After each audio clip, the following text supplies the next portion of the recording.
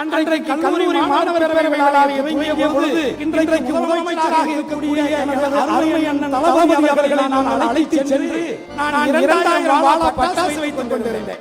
அந்த பட்டாசு பத்திரிகையாளர் பொழுது பிரின்சிபல் வந்து அதை குடிக்கிட்டு போயிட்டார். குடிக்கிட்டு கையில மேடை வச்சிருந்தார். தளபதி வந்தார்.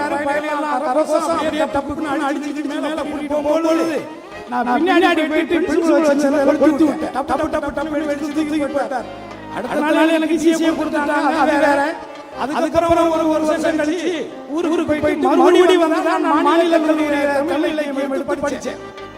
தஞ்சாவூர்ல கூட்டம் நடக்கும்போது கரகரன்னு பேசுறாரு. அதான் டாக்டர் கலைஞர்னு எனக்கு எங்க அப்பா தோள்ல தூக்கி வச்சு காட்டினார். கருணாநிதி என்ற இயற்பெயரை நான் சென்னையிலே வாழ்வதற்காக கருணாநிதி மாற்றிக் கொண்டவன் என்ற அடிப்படையில் வரக்கூடிய காலத்திலே 100 ஆண்டுகளுக்கான விழாவையும் கொண்டாடும் அன்றைக்கு திராவிட முன்னேற்ற கழகம் ஆட்சியில் இருக்கும். இதிலே ஒரு ட்விஸ்ட் சொன்னால் அன்றைக்கு என் அருமை சகோதரர் உதயநிதி ஸ்டாலின் அவர்கள் முதலாக இருப்பார் என்பதை நான் உறுதியிட்டு சொல்கிறேன். ரொம்ப சந்தோஷமா இருக்கு. உங்க எல்லாரையும் பார்த்ததிலையும் ஒரு சாதாரண தமிழ்நாடு பொதுத்துறைக்கு சமமான ஒரு இடத்துல கீழே வச்சிருந்த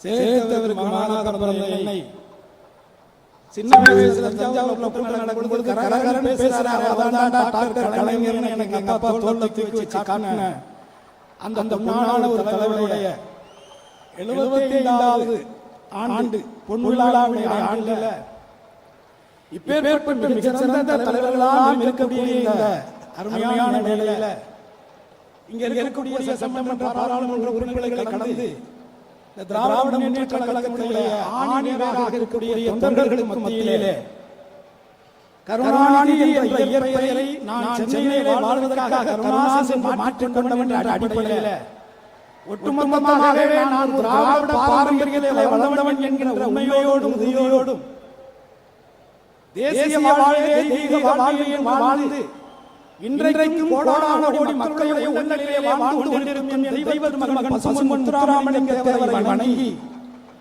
இந்த அற்புதமான நிகழ்வுகளிலே நான் அண்ணாமலை கல்லூரியிலே 87 வாக்கிலே படித்த பொழுது அன்றைக்கு மாணவ பேரவையுடைய நிகழ்வுக்காக அன்பகத்திலே இருந்து இன்றைக்கு முதலமைச்சராக இருக்கக்கூடிய அருமை அண்ணன் தளபதி அவர்களை நான் அழைத்து சென்று அன்றைக்கு கல்லூரி மாணவர் பேரவையாளரை துவங்கிய பொழுது நான் 2000 வாழ பட்டாசு வைத்துக் கொண்டிருந்தேன்.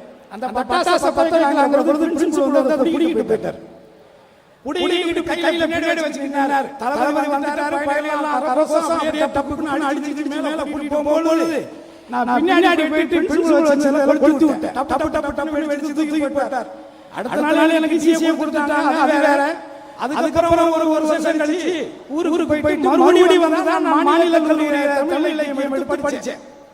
ஆக அதையும் கடந்த 91ல தளபதி அவர்கள் 1000 விளக்கு தொகுதியிலே போட்டியிட்ட போது எனக்கு ஒரு ஜீப், ஒரு டிரைவர், எனக்கு சம்பளம், எனக்கு பிரியாணி எல்லாம் கொடுத்து அந்த தேர்தல் ஆரம்பிச்சதிலிருந்து இறுதி வரைக்கும் அப்பதான் ராஜீவ் காந்தி இறந்தது எல்லாருக்கும் தெரியும்.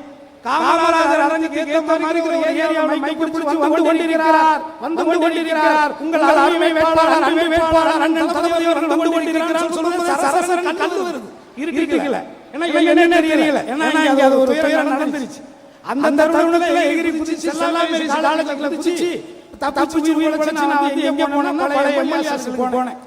ஆக ஏதோ ஒரு சக்தி, ஏதோ ஒரு உண்மை, ஏதோ ஒரு நேர்மை இந்த இயக்கத்தின் மீது அன்பு மாறாமல் உறுதியான பற்றுள்ளவர்களுடைய பாரம்பரியத்திலே வந்தவன் என்ற அடிப்படையில்தான் எல்லாம் வல்ல இறைவன் இந்த இடத்திலே அமர்த்தி இருக்கிறார் நான் உறுதியாக நம்புகிறேன்.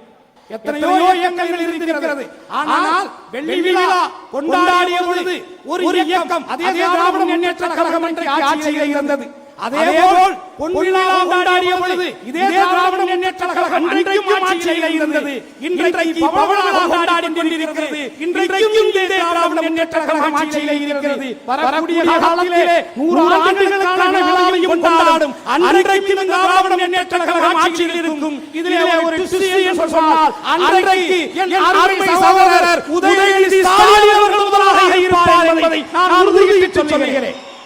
எந்த ஒரு சக்தியாலும் இது முழுக்க தொண்டருடைய ஆணியாக இருக்கக்கூடிய ஒரு இயக்கம் இந்த இயக்கத்துக்கு மத ரீதியான அமைப்புகளாலும் சக்திகளாலும் சிறு சிறு சலசலப்பு வருமே தவிர யார் ஒருவராலும் இந்த இயக்கத்துடைய ஆணி வேர்களை அசைக்கவே முடியாது என்று அறிந்திருக்கிறேன். நான் உறுதியாக சொல்கிறேன்.